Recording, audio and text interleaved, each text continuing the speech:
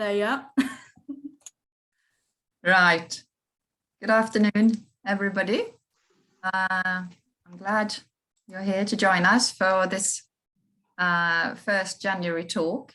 And tonight it's me, Anna Williams, and also Iwan Edwards, who now took his photograph away, put a photograph up instead of his person. But we are going to be talking. Oh, here comes Iwan again. So we are not sitting in the same place, as you can see. I'm going to talk for about 20 minutes about what to plant, and then Iwan will talk about maintenance of the hedges and the trees. So for all of you who, I don't know how much you know about the Trust, but the Wildlife Trust, we are a membership organization, and both Iwan and I work as education and community officers. And I'll tell you a little bit as this talk goes along what we do. And if you want to find out more, of course, you can go on our website, and that's maybe where you found out about the talk. There's a what's on. We also have volunteer events every week. And if people want to become members, you're, of course, very, very welcome, because we rely on memberships for our activities and work. So the Wildlife Trust remit is quite big. We manage our own 36 nature reserves. We also go out into the community and help people make their places better for wildlife. Okay, so today, as I already mentioned, Iwan and I, we are all about engaging with people, and we do it both at our nature reserves, but also in the community. So we go out to schools, workplaces. So if any of you who are listening think that you have a project that you might like to work with us on, do just contact us afterwards. And we've also been quite active running a wildlife gardening project. And on our website, we have some pages under Take Action, which you call wildlife gardening. So there you can find advice about plants to plant and how to make a garden wildlife friendly, generally, all different topics. So I've also given a few talks just on wildlife gardening. I'm sure we'll do a few more of those in the spring. So, yeah, I think anything else about what we do, Iwan? Is that about it, I think? No, I think you've covered it all. Good. Okay, so hedges. Of course, hedges are one of the most important ingredient in a wildlife garden, and that's often where we start to create shelter. And so if you've got a new plot of land, both Iwan and I, we go and say, okay, plant hedges. So hedges are good because, of course, they create shelter from the wind, but also shelter from predators.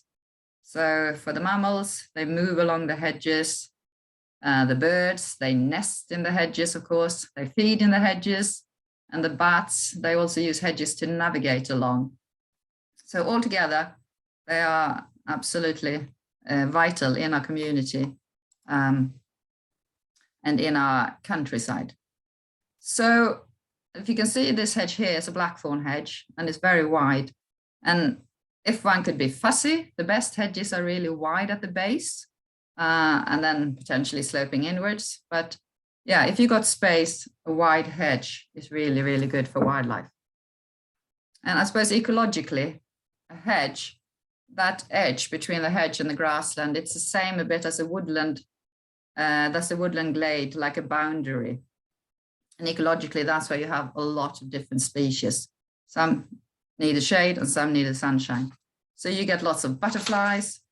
You get, a hedge is not just for the mammals or the bigger animals. It's also used by insects. So let's get going here, more talk. My share screening is paused. Hang on. Right, okay. Right, so I mentioned here, a wildlife friendly garden. First, we need shelter. Of course, we need food, water, and we create different habitats. That's, we create the habitats and then the wildlife will arrive. And it does work. So with the hedges, we all talk about shelter, but food as well, of course. So here you can see some good examples of 3 different hedges. And the big photo here on the bottom right, it's a garden down the Clean Peninsula where this couple, they bought a field which was completely open to the winds from the Irish Sea. And the first thing they did was to plant a very thick double hedge. And since then, they're having a fantastic wildlife garden. And they were also lucky they were leaving the grass to grow, and they have an amazing meadow here full of orchids. But even a meadow is much better as an insect haven if you have protection like there, because of course, if it's just really windblown, it's harder for the insects like butterflies who might lay their eggs on the grasses. And this is a hawthorn hedge. This hedge here is a school hedge, and nicely cut. But when it's dense like that, the blackbirds, for example, they will go in it and make their nests. And certainly, this was a school I visited during a wildlife garden award scheme we were running. And the children were showing me exactly where the birds were nesting. They were very respectful, but I think it was great. That's how we want it, connect people with wildlife. And the children knew where the wildlife was, and they were very proud of that. So, yeah, I'm going to talk a little bit about the different types of plants we can buy. Of course, you might be all experts on this, but I will go through the basics. So here on the left-hand side, we've got bare root plants. And the bare roots in the middle, that's slightly larger. They still bear root, but in a little bag. It's called root ball. And then we've got the potted plants. And as you can imagine, the left-hand option is the cheapest. And it's what you have to do now during the dormant season. So let's go to the bare roots. I tend to do most of my work through schools planting bare root whips. And you'll order them from, there are a few different companies. I used to be able to go and buy them down at Iwan College, but that's no longer there.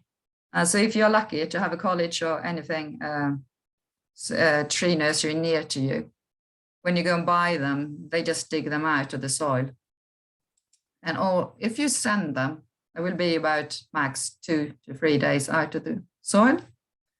So when you get them, you must quickly put them into soil, even if you can't plant them that minute. You need to do what's called healing them in, which just means digging a hole in the soil and popping the roots into the soil and then just loosely firm the soil back in again. So they are about 2 years old. They are dormant, and we plant them now between November and March. It's the cheapest option. So I mentioned root ball plants. Some nurseries have this option. So they've been grown in a field for several years. Thus, they put on a bit more height and branches. So, of course, if you want to establish quicker and you can get hold of them and money isn't so much of a worry, that's a good option as well to go for. I wouldn't have thought, I thought you'd want to go to a nursery and have them. I suppose postage will be a bit more expensive there. Pot plants, it's exactly what it says. And pot plants you can plant any time of year. The same applies to trees, but I would still recommend planting now, because of course, if you plant later on in the season, you might have to do an awful lot of watering, and the plants might get stressed with sunshine and droughts. So winter, best time to plant your hedge. So in the pot, you can get much bigger plants, but they will be a lot more expensive. So if you're talking 50-meter hedging or more, definitely go for bare root. And I also think, you would wonder, maybe what type of plants shall I put in? Well, we would always recommend a mix of native plants, like you can see here in the photographs. Of course, if you have a mix, then for a number of reasons, you will have potentially food berries at different times of the year. And also you're not putting all your eggs in one basket if you have any diseases coming. The these are recommendations. You can obviously mix and match as you want. Hawthorn, I really like hawthorn. It's a very useful tree for a hedge. And hazel and blackthorn is good, but you might not want that because it does sucker. And if you've got a big, it might just shoot up suckers all along the side of the hedge, which can be a bit of a nuisance. Crabapple, bird cherry, wild cherry, they can all go into a hedge. Maybe 1 or 2 elders here and there. And you might want to let them grow a bit taller as you can harvest the flowers. Field maple is a fantastic hedge tree, as well as spindle. And then some more examples of native trees, hedgerows and alder buckthorn. And the alder buckthorn is maybe not so well known, but that is a food plant for the beautiful brimstone butterfly. So it's interesting also when you do look into your hedge plants, you must just do it really quickly. But if you start reading about them, you might then also provide a food plant for a butterfly caterpillar. So here is a photo of a hedge. I think Iwan was involved with planting or maintaining anyway. So we've got a few more trees, holly, and then the wild service tree. You don't see it very often anymore. But that again, if you want to put in something slightly different, sorbus, terminalis, and the wayfaring tree. Good options. You can always plant a few dog rose, honeysuckle, and then the flowers, they will just grow through the hedge, and you'll have a lovely scented hedge, and you also get flowers that are good for pollinators. And then, of course, they attract all these insects, all the midges and mosquitoes, and then the bats will come along and have a feast. So, yeah, you can make your hedge look very attractive as well. If it's wet, you might simply go for a willow hedge. I've done that in a few places. Alder, and alder can really be cut back hard as well, and then that will coppice up again. I put in oak there, which might sound a bit odd, but you can have a few oak trees over here and there along the hedge. And you probably see on old hedges, you might have a few big trees that were let to grow through the hedge. And that's obviously great for wildlife. So you can always pop in an oak or two. Of course, we are not complete purists about being native in wildlife gardening, because there are a lot of native plants that are very good for our wildlife and our pollinators. And here are a few. You might know them, berberis. Berberis come in all sorts of different colors. Here on the bottom left, and they're slightly prickly. And then paracantha, firethorn. Again, the berries, they can be red, they can be orange. They are a stunning plant, and it's a prickly climber, and it grows really well on a warm facing wall, but it can south facing wall, but it can grow in many different places, and it will provide you with a lovely colorful display. Escallonia, which is a shrub, can also be planted as a hedge. And I know, was it Iwan mentioned, he'd been, I don't know if he had friends or he was helping somebody with a massive long escallonia hedge. And I think that's very attractive. Absolutely. I got one escallonia bush that buzzes with bees.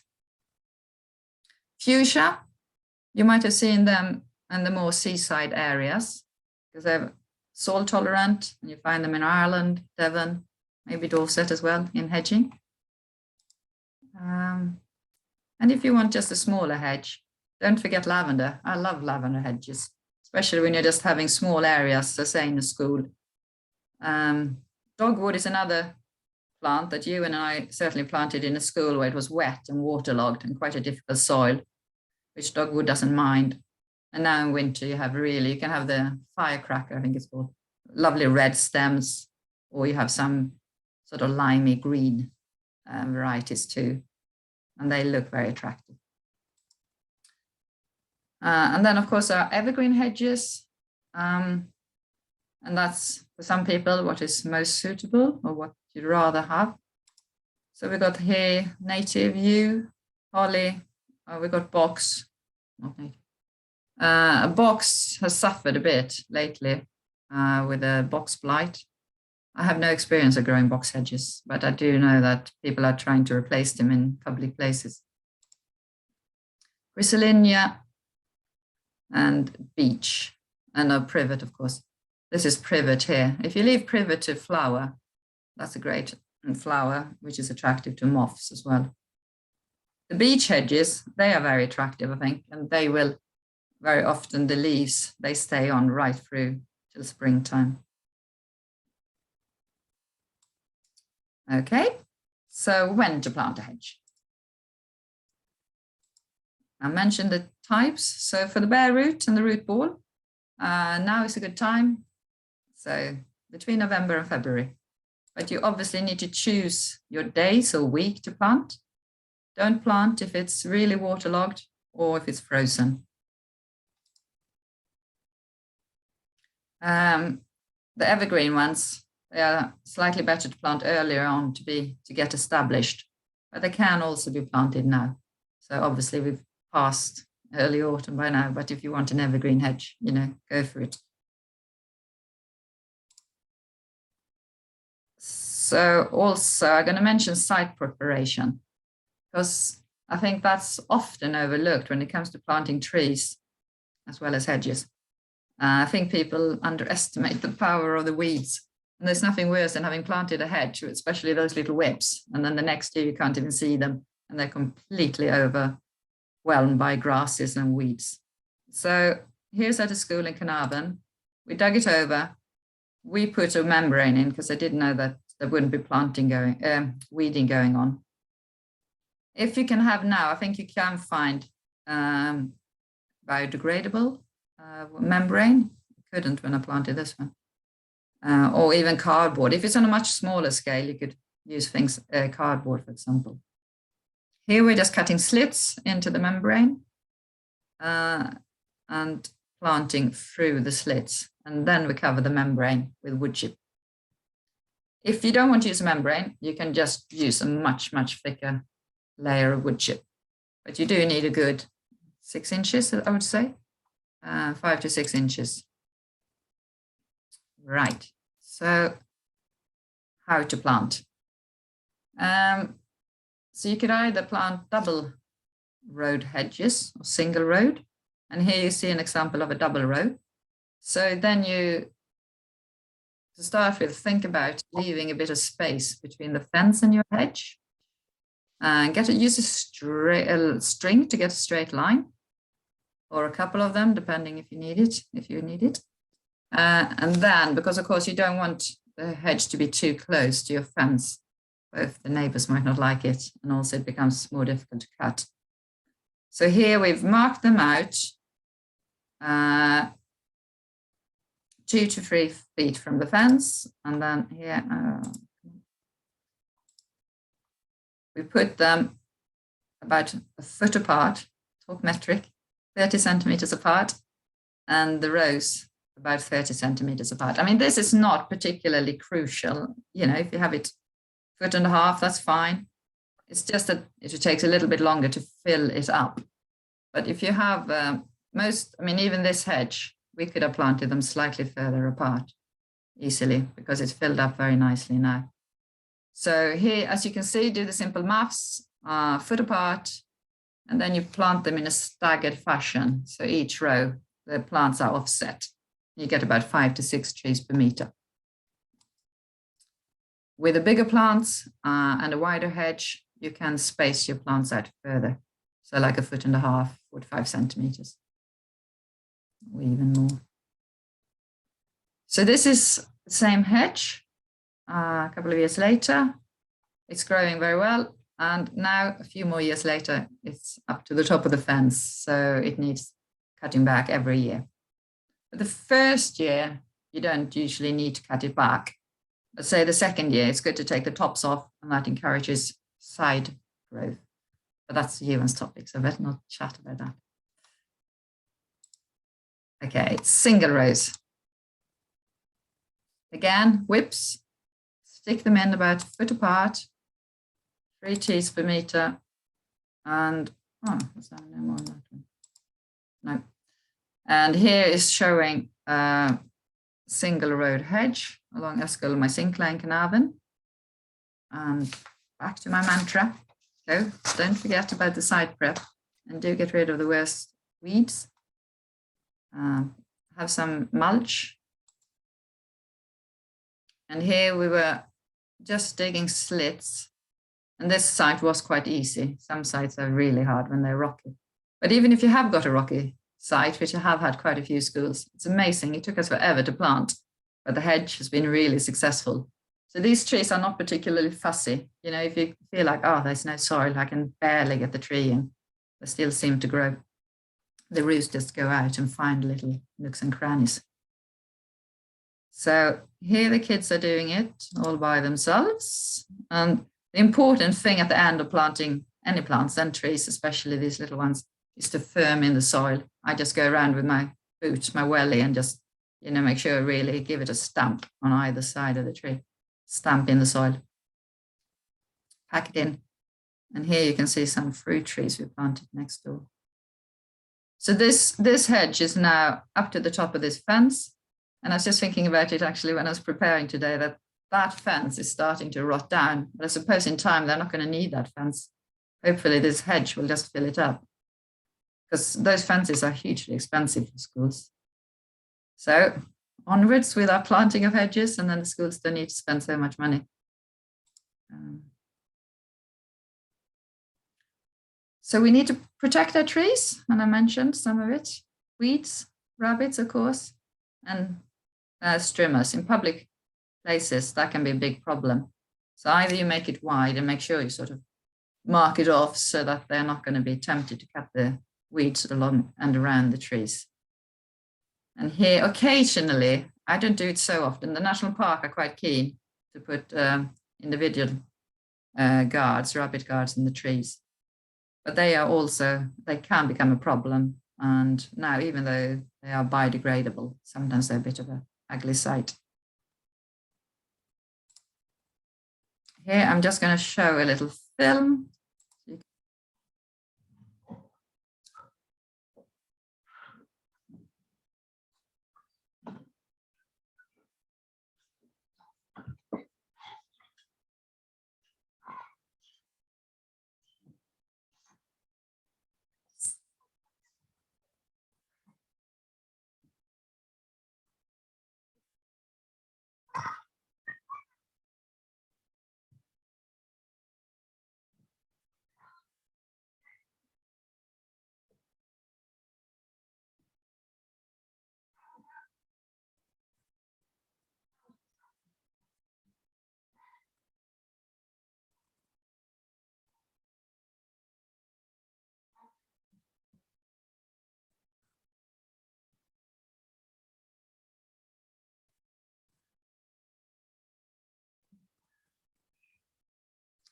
So, as you can see, that's good teamwork.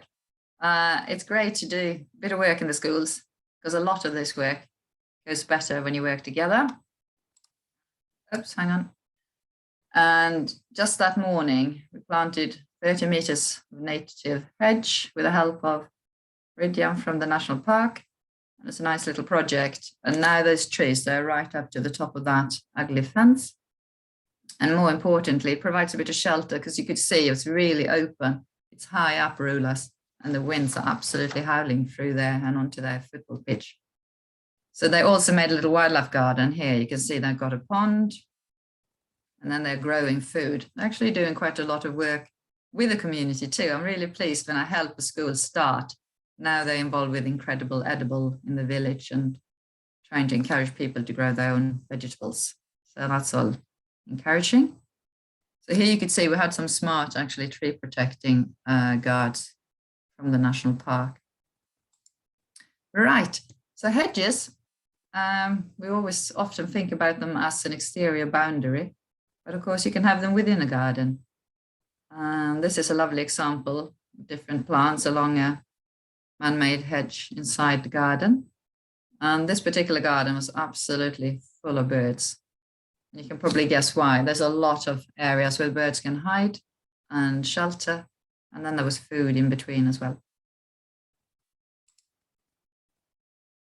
Just to show you a few different examples. This top right photo, if you got willow, and if you might have it for free, you might not want to spend money on a hedge. And we'd actually run out of money for a hedge on this school, but we had willow left over from a willow dome project I'd done. So we decided to make this creation where you just bend over the willow and you actually stick the tip in as well.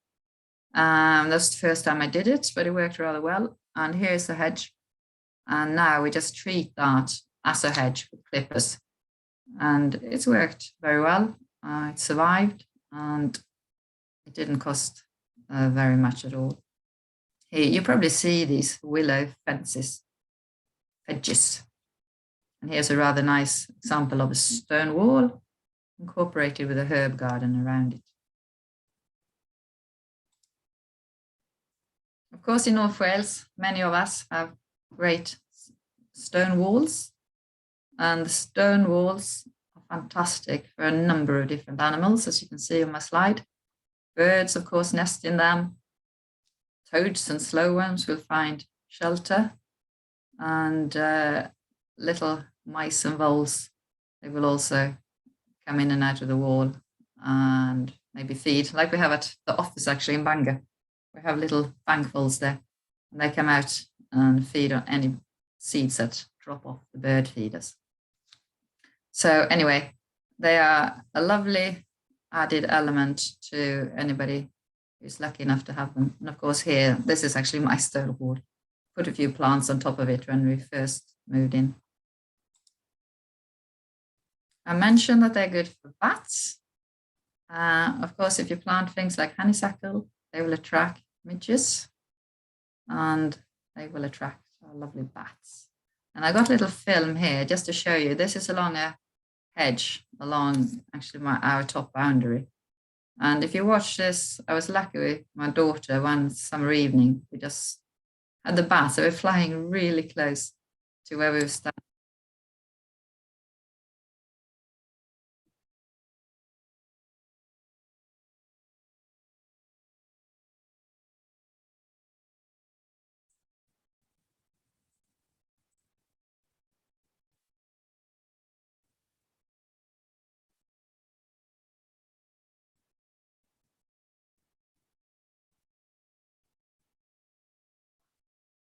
So there you could see the bat. It came almost right up to us, which was really exciting.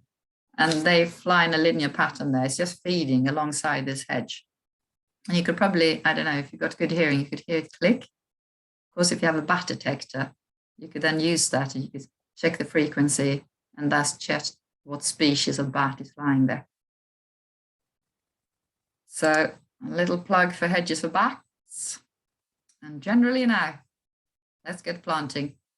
I would like to plant, I haven't planted a hedge this year yet with the project, but I really need to because Britain has lost, you can say 160,000 kilometers of hedges due to the intensive farming that, well, farmers were encouraged to do. We needed the food after the war, but maybe humans do everything a little bit too well or too intensively.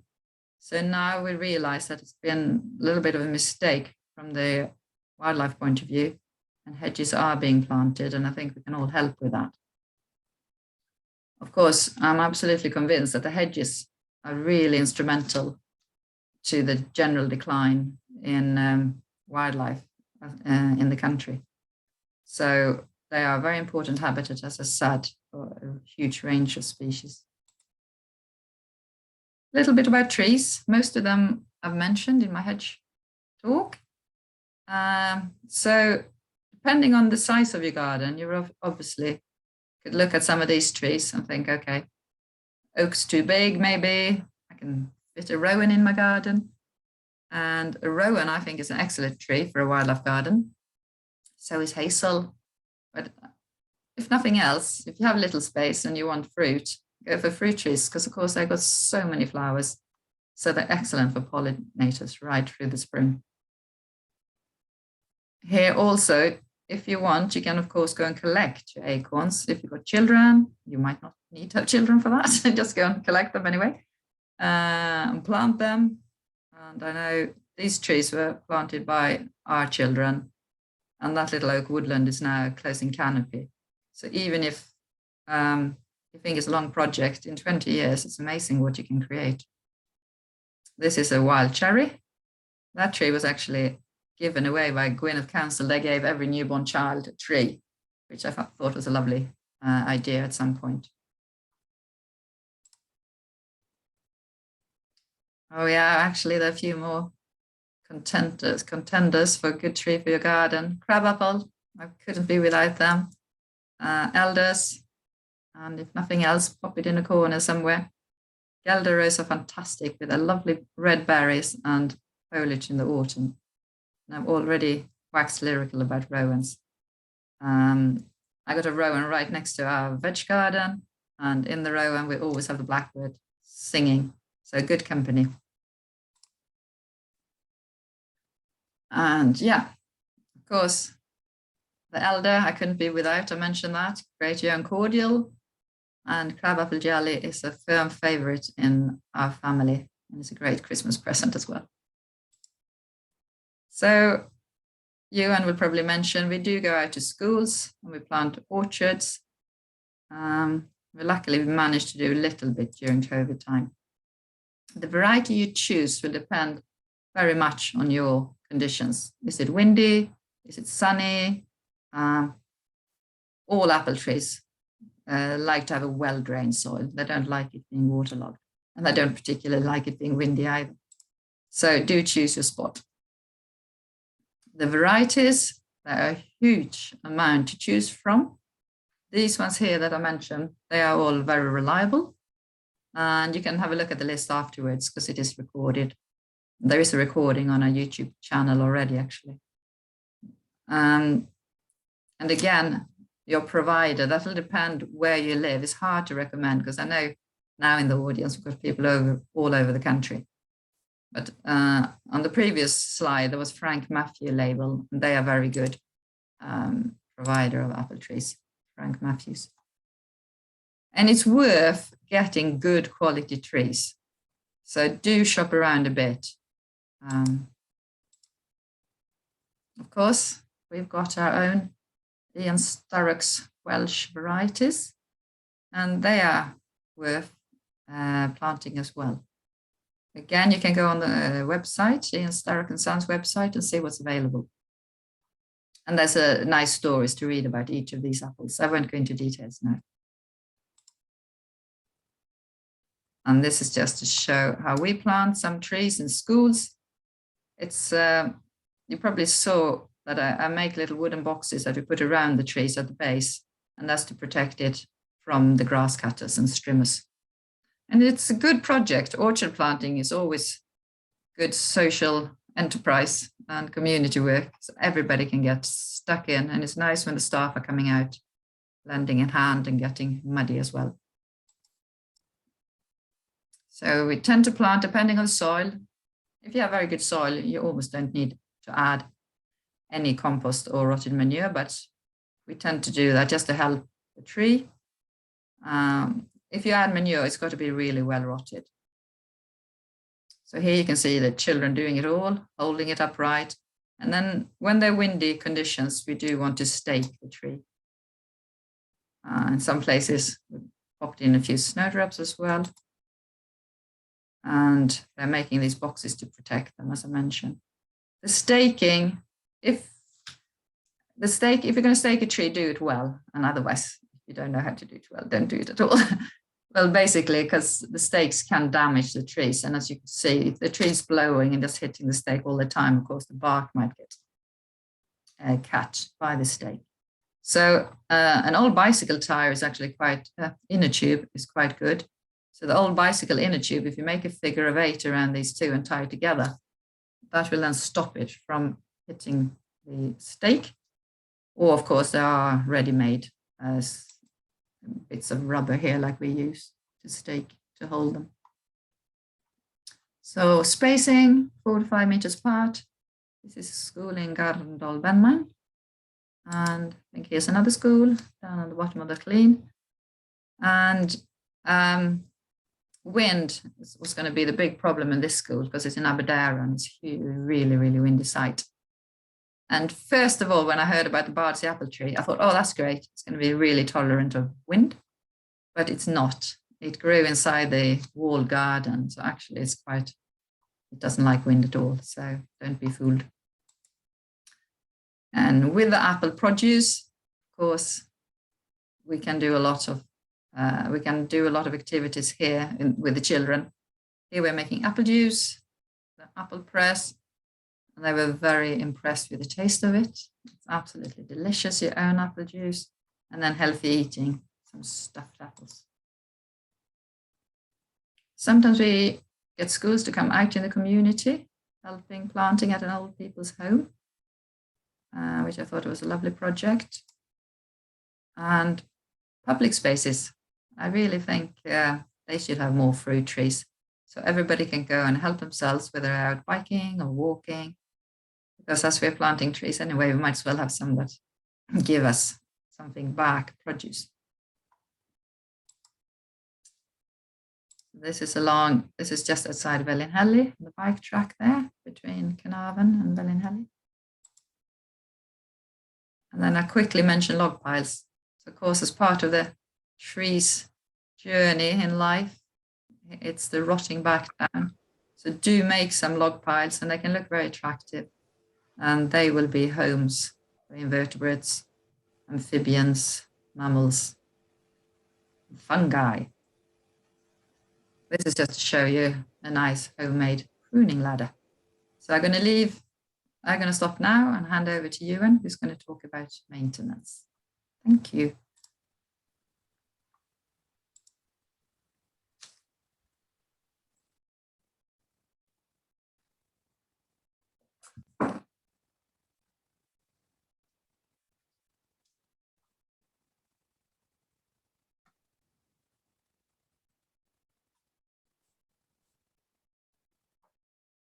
Thank you, Anna. Can I just check if you can see my slide? Fantastic.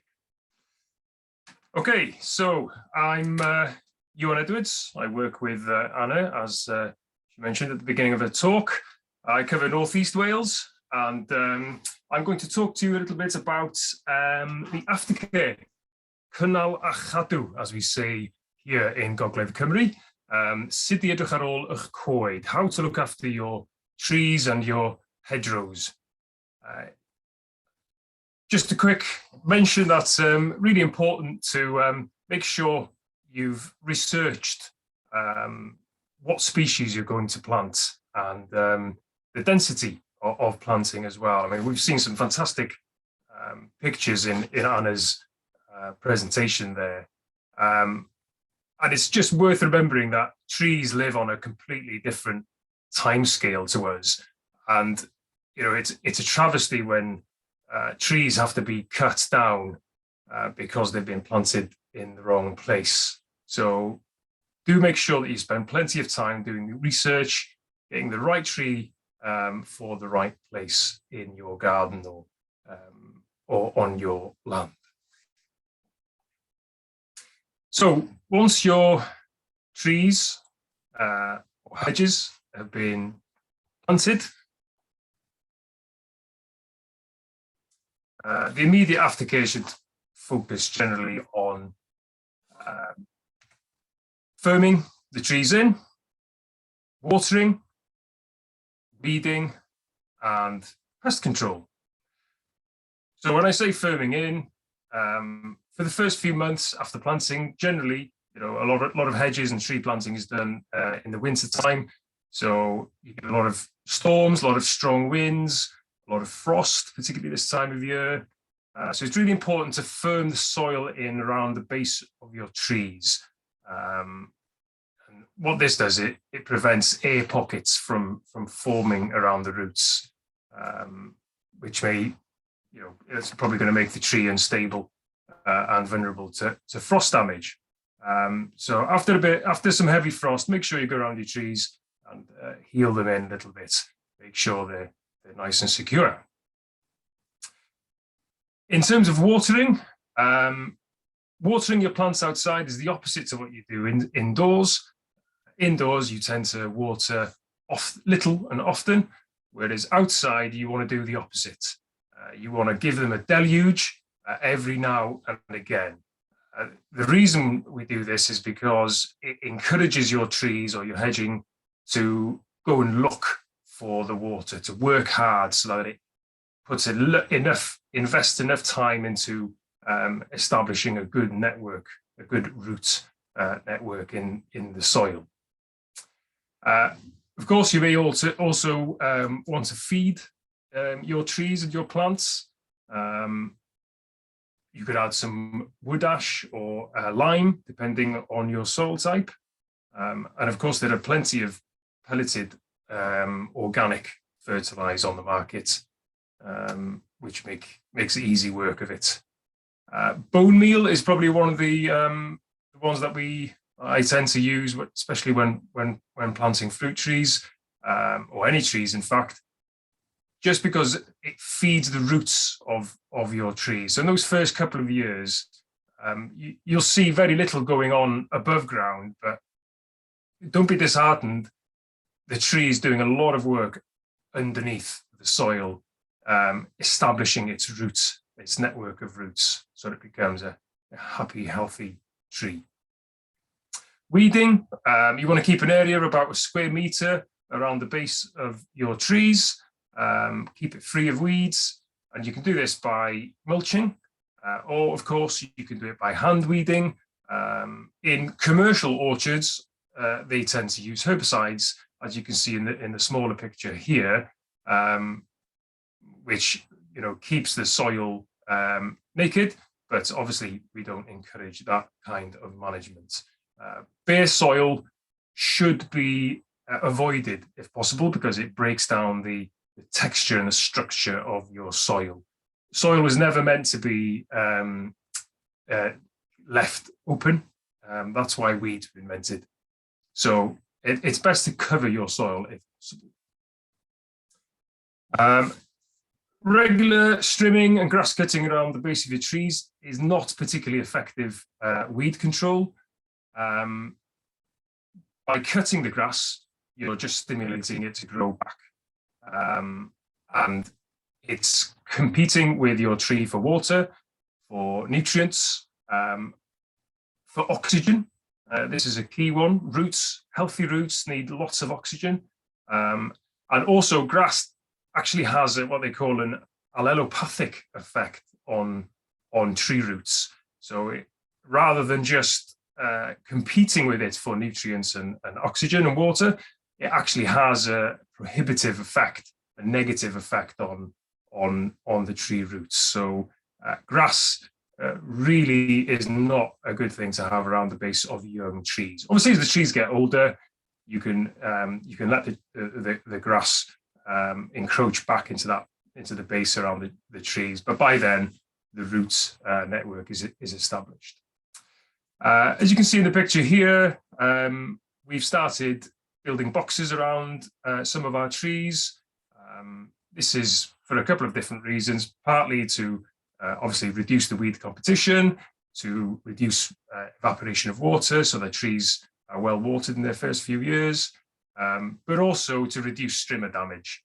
Doesn't matter how good you think you are, and I can include myself in this category. I'll strim as close as I can to the tree, but I won't get too close. But invariably, you nick a little bit of the bark, and the damage you create, reduces the capacity of the tree to absorb water. So any little nick in the bark is also a place where disease and infection can get into your trees. So recently we've started using different types of mulch, particularly with an orchard project I'm currently working on. Mulch is a winner in so many different ways. Reducing moisture loss from the upper layer of the soil. When your trees are young, their roots are only in that top layer of the soil. And that layer of soil can dry out very, very quickly, particularly in the summer. So by mulching, you're really reducing the amount of water being lost around the base of your trees. Obviously, it reduces competition as well by suppressing weed growth. So when I say mulches, there's so much to choose from. You can buy mulch mats, either made from hemp or fabric or even plastic. We don't tend to use the plastic ones these days because obviously there's the plastic pollution element to it, but they do have their place. Particularly in maybe veg growing, where you want to cover a bed, and you want to do it year after year. But we've shifted to using biodegradable mulch mats now. Talking about biodegradable, cardboard, plenty of cardboard available, especially after Christmas. So put some cardboard around the base of your trees, and then put some kind of organic material over the top of it to weigh it down. Something like manure, compost, straw. Chopped straw is a good one because it tends to sit quite flat. Doesn't allow doesn't allow light through. Gravel you can use as well. I use sheep's wool because I live on a farm, and after the sheep have been sheared, there's always a lot of excess sheep wool around, so that makes a particularly good mulch. Empty your compost heaps and put those on top of your cardboard to mulch your trees as well.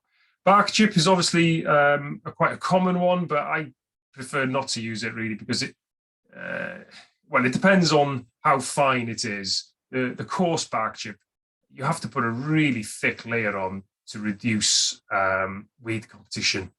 The finer stuff tends to sit better, but you have to use at least 4 inches of bark chip to get the mulching effect that you're after.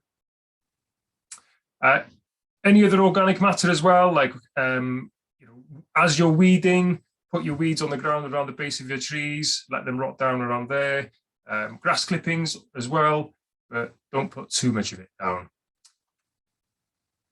Okay, pest control.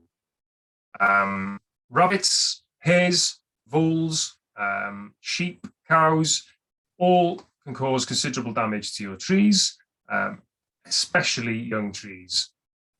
Squirrels also cause a lot of damage, but apart from culling, there's not much you can do about that.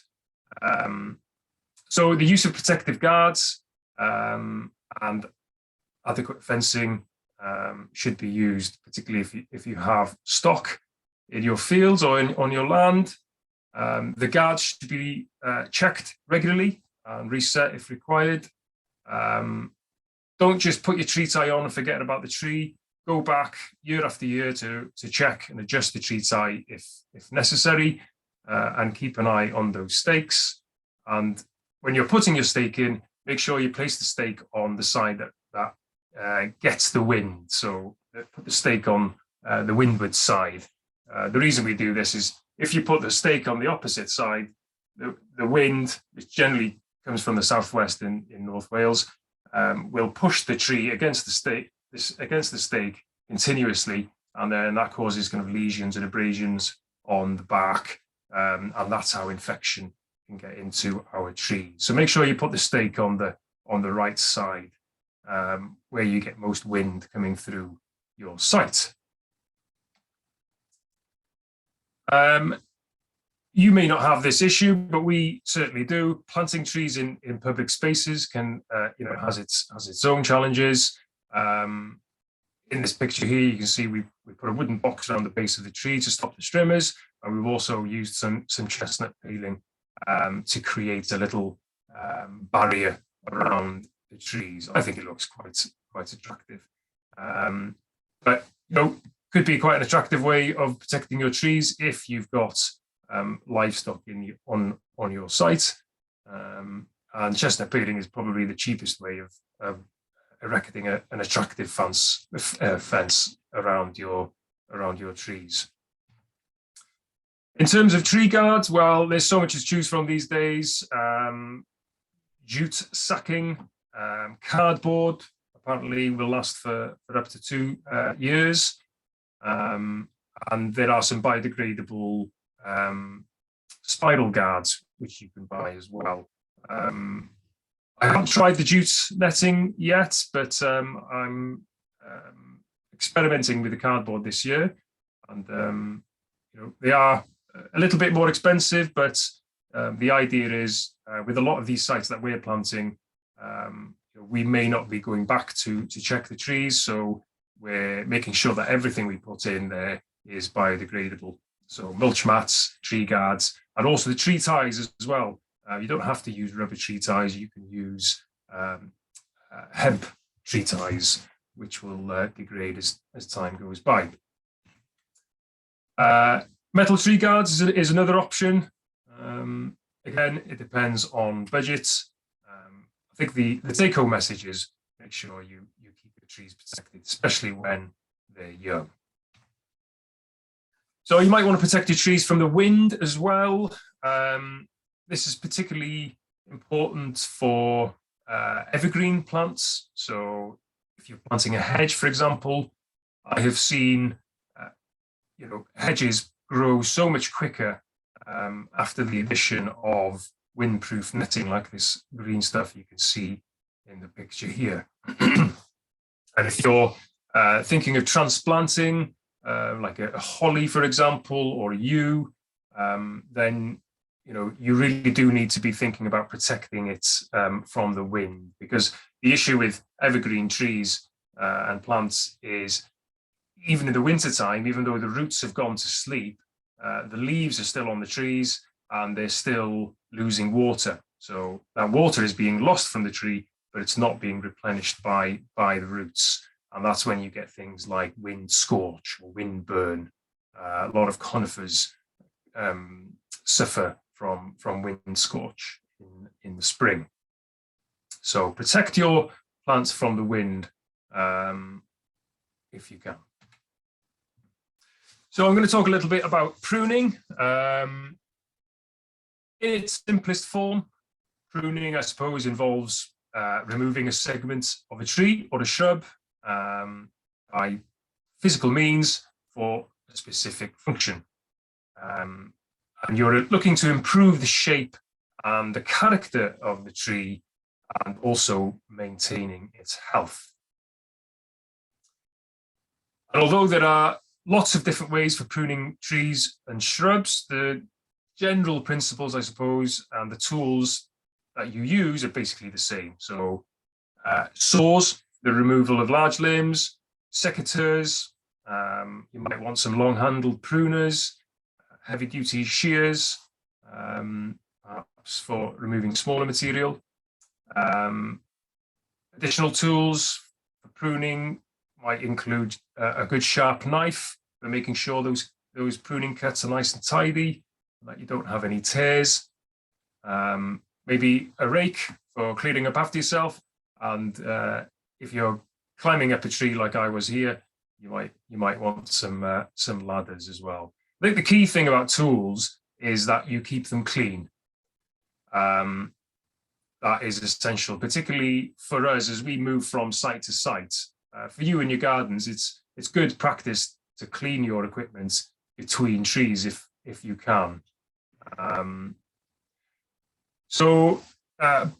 Blunt or incorrectly sharpened tools will crush the tissue.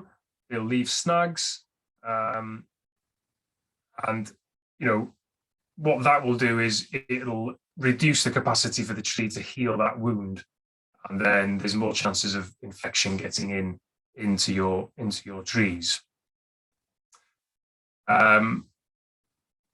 To prevent the contamination when you're moving from one tree to another, you can sterilize your tools with things like methylated spirits or alcohol will do the job.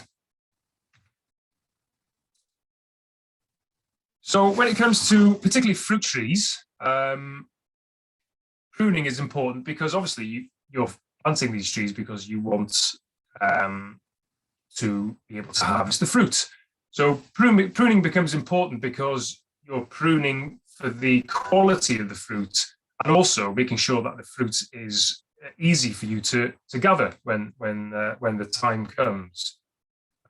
So with fruit trees, and in fact any tree, pruning in the first couple of years is quite important. So it's what they call formative pruning, and pruning well at the early stages can save a lot of work in the end, in the long term. So, while lots of trees will naturally form an adult shape as they grow, others you might find will need a little bit of help to create a clear trunk and a well-spaced canopy of branches. You don't want branches too close to each other, rubbing against each other. So it's all pretty common sense, really. The aim with fruit trees, for example, is to develop an open, balanced network of strong, unshaded branches that will support the heaviest crop possible. So you want lots of sun getting in, lots of air circulating around your fruit. And you want your fruit at a height which is easy for you to gather. You also want to think about, if you're going to have any sheep grazing in your orchard, or cows, then your branching is going to need to start at a higher height. So for sheep, for example, then standard pruning, like the picture you see in here, will do the job. But still, you need to protect the trees for the first few years. Once the trees are established, then you can take the protective guards off. The trees should be able to look after themselves, as long as the sheep aren't left in there too long. Once sheep run out of grass, that's when they start to eat your fruit trees.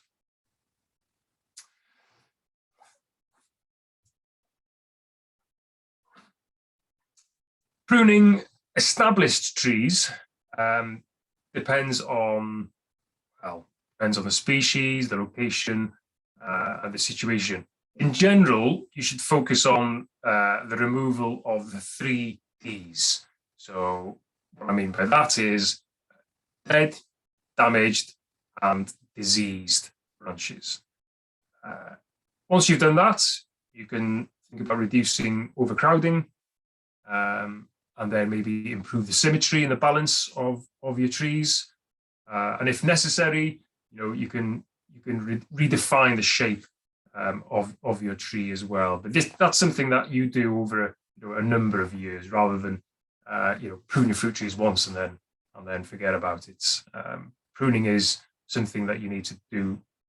It's best done little and often, once a year. Lots of different techniques for pruning, particularly fruit trees. And not enough time for me to go into enough detail here. But what I would recommend is, if you want to find out more information specifically about pruning fruit trees, then the PTES, People's Trust for Endangered Species, have some fantastic videos on their website. It looks at summer pruning, winter pruning, formative pruning, restorative pruning. There's some really good stuff on there. But if all else fails, just stick to the 3 Ds: dead, damaged, and diseased branches, and you shouldn't go too far wrong. What happens if you don't prune your trees? Well, you'll have branches rubbing against each other. You get lesions. You get infection getting into the tree. You'll have to prune them at some point, so they'll start to break off, start to become a problem. So it's better to do it when they're younger. In terms of fruit trees, well, an unpruned fruit tree will yield smaller fruit, lower quality fruit. So really, pruning with fruit trees is about improving that quality of fruit. Just a quick note on stone fruit. Whilst with apples and pears, you can prune them in the winter and the summer. Generally, with stone fruit, we only prune in the summer.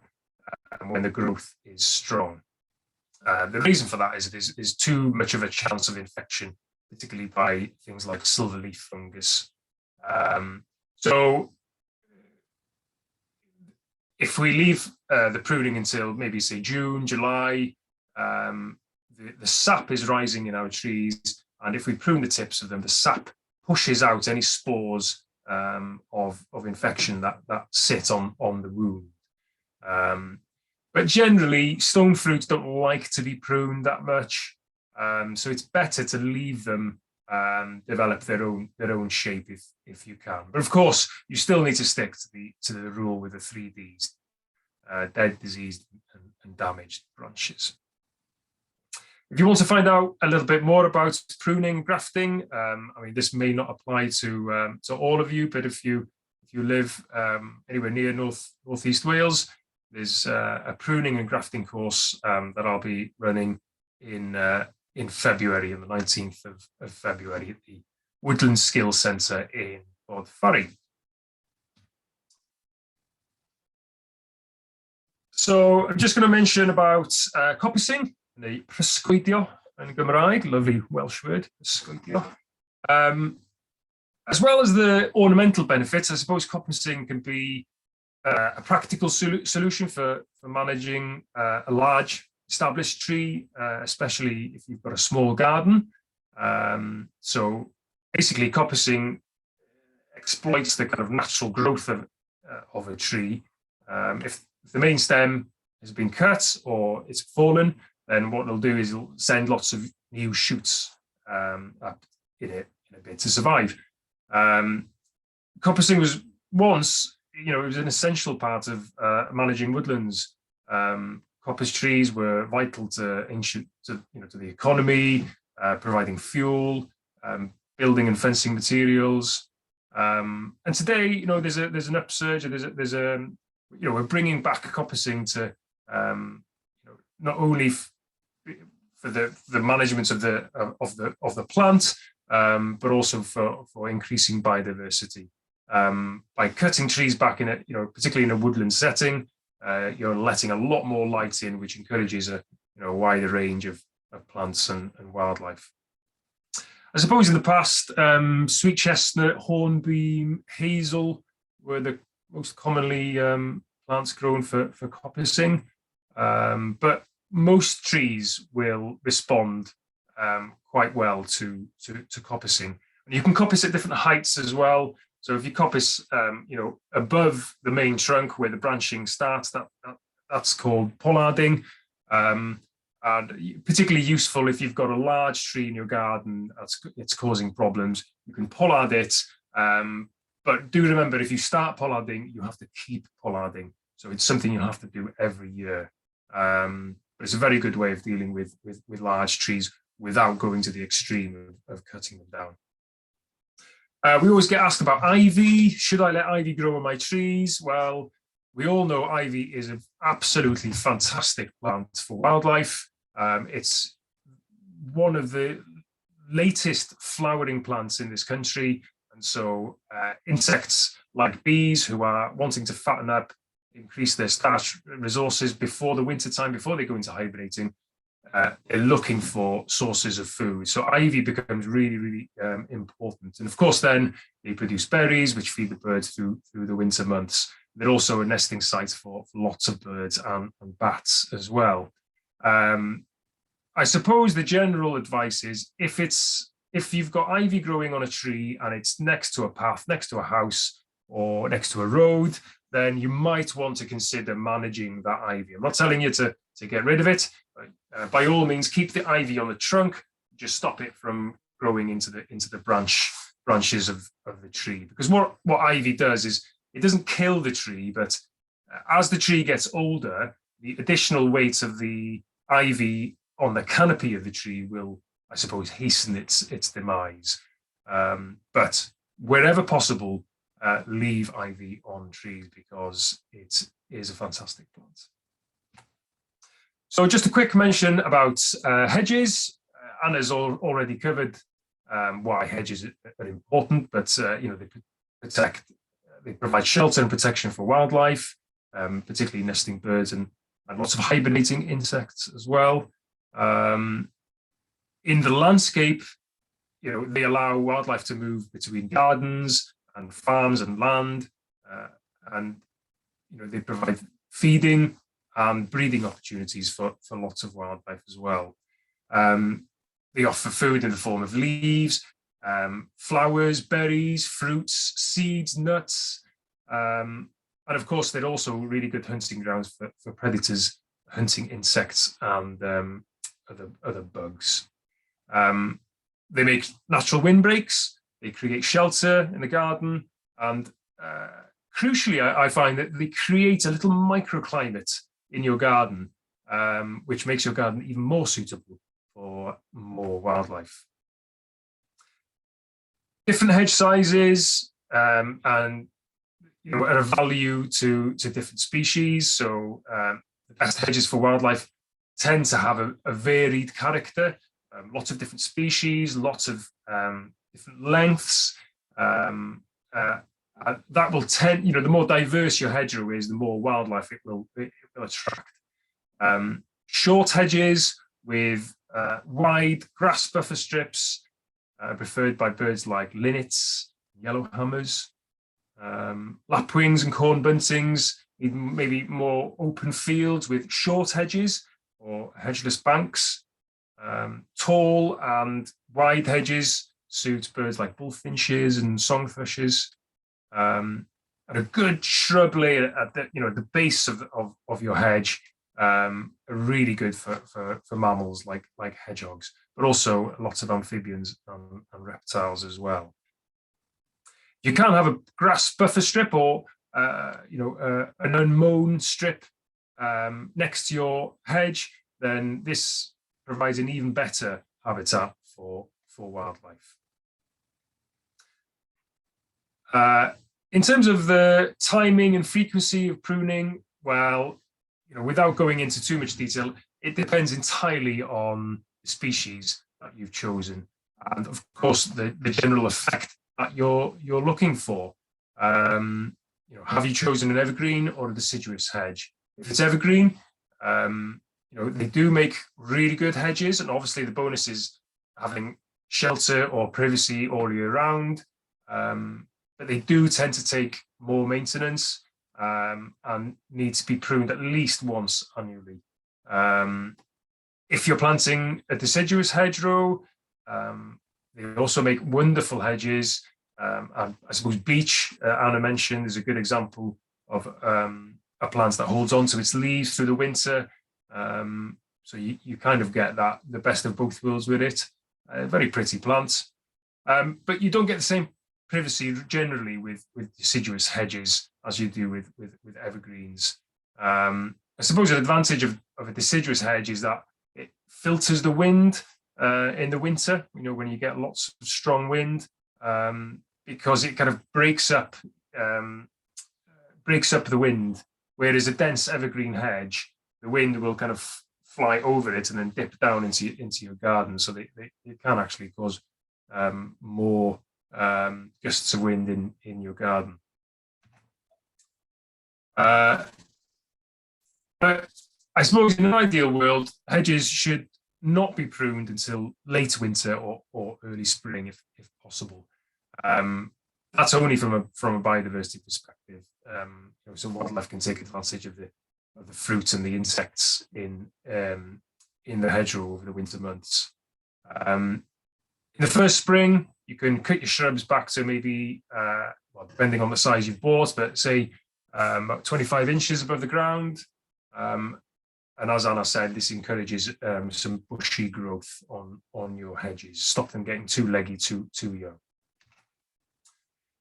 You may want to wait until about 7-8 years after you've planted your hedge. You may be able to lay the hedge. Lots of traditional heritage skills, hedge laying courses out there. A wonderful job to do in the winter time, and I think you'll agree they look absolutely fantastic. If you've got lots of land, you're a farmer, you're a landowner, you've got lots of hedgerows, mechanical hedge laying is also an option. I don't think it would, it certainly doesn't look as pretty as traditional hedge laying, with all the skill and character. But if time is of an issue, mechanical hedge laying does have its place and provides an instant habitat for nesting birds as well. So that's one to consider if you've got lots and lots of land. Okay, I'm just over the half-hour mark, so I'm gonna finish there, and we may have some time for some questions.